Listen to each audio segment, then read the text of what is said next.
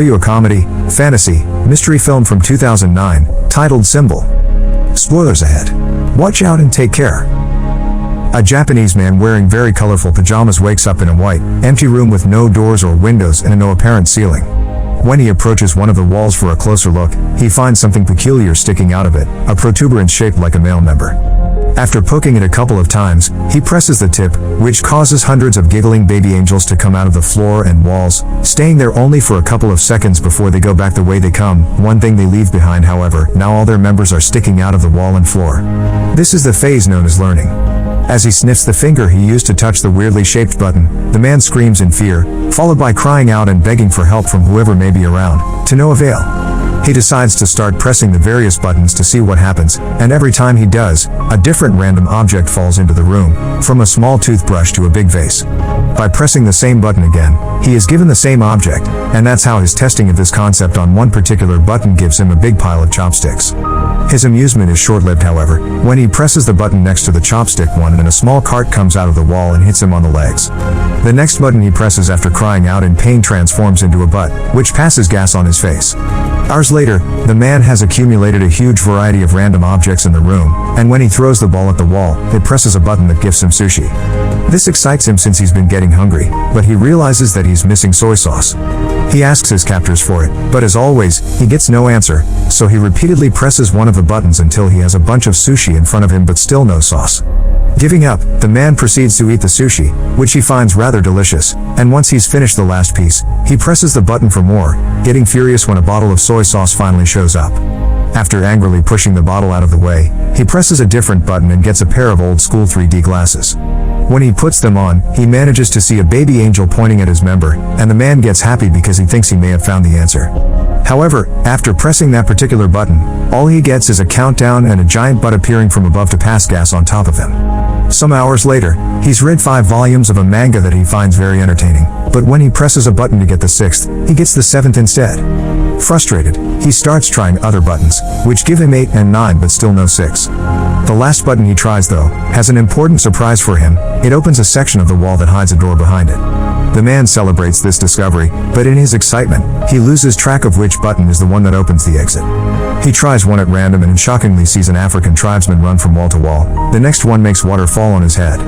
The third one turns out to be the one he needs, and as soon as the wall opens, he runs to it, only to see it close on his face. His second try ends the same way, and it's then he realizes that the door stays open as long as the member tip is down, so he starts trying out different ways to achieve it. First, he goes for a runner position, pressing it with his foot. Next, he hits it with a fly swatter from as far as possible, hoping the distance will make a difference in his running time. None of these work, and neither do pulling it with a jumping rope or hitting it with the air sent by a fan. His following plan is to get on the cart and push it after pressing the button, but after a few tries, he comes to accept he simply can't control it. What he needs to do is find a way to keep the button tip down. He puts the huge vase on top of it, but the button manages to stick back up again, so the man reaches the conclusion that he needs to fill the vase to make it heavier.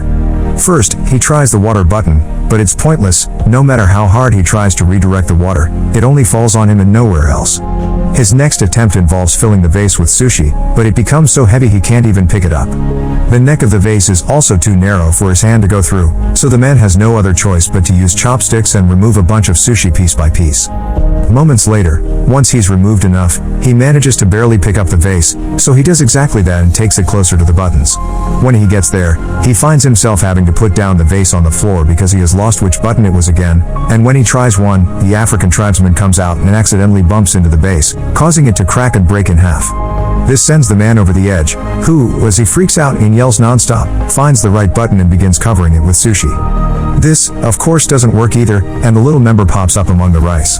Then the man tries covering the button with tape, followed by tape plus a steel plate, but nothing works. After taking some painkillers to deal with the pain caused by the door every time it hits him on his back and a nap as well, the man wants to wash his teeth, so he presses a button to get water. It was the wrong button though, and this one reveals a rope falling from the ceiling. This instantly improves his mood because it gives him an idea for a new plan.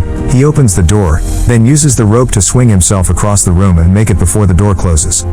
Sadly, when he tries to open the door behind the fake wall, he discovers it's locked.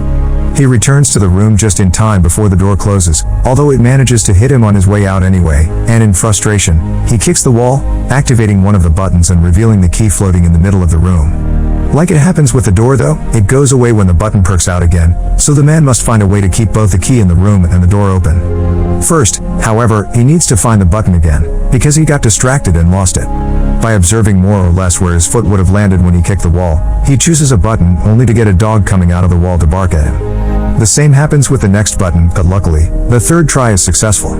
While keeping his eyes and a pointing hand at the button, the man walks backward and grabs a piece of sushi fish that he takes back to the wall to mark the right button with. When he presses it, however, the dog comes out again. This time he finds the button faster and proceeds with his plan. He makes the rope appear and swings on it to reach the different buttons, but it is still enough. As he falls to the floor, he sees a plunger he had gotten from one of the many buttons, and gets an idea on how to solve his little issue. He can use the plunger to touch the wall and push himself farther. After one failed attempt, the plan goes smoothly, and the combination of swinging on the rope and pushing himself with the plunger allows him to press the button key, grab the key, press the door button, and reach the door before it closes. He wastes no time and inserts the key in the lock, quickly turning it, but when he tries to open the door, he finds a nasty surprise. It also has a separate lock on the top that requires 3 numbers to open it. The man rushes out, getting hit by the door as it closes, and in frustration, he throws the plunger at the opposite wall, activating the button that releases the African tribesman. As he watches him walk by, he realizes something. There are 3 numbers painted on his forehead, which must be the combination he needs. Since the time behind the door is limited, the man goes through the process of doing the whole swinging on the rope and jumping deal 3 times, 1 for each number to be put in.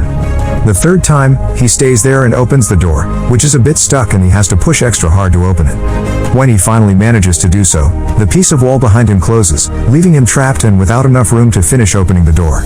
Devastated, the man sits on the floor and starts crying, remembering all the fun he had with the objects he had gotten from the buttons.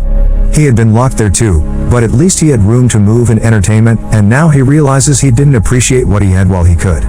Suddenly, he feels a breeze on his face coming from the left wall. As soon as he touches it, he finds a crack that indicates it's a fake. He wastes no time and pushes the panel open before running out of there, soon reaching a mysterious hallway floating in a pitch-black area. It feels like he spends an eternity running towards an exit, and when he finally makes it to a room, his hair is longer and the colors of his pajama have faded. This room is also empty and the door he uses closes as soon as he enters, but instead of baby angels, here there are adult ones, who also disappear into the wall and only leave out their members to be used as buttons.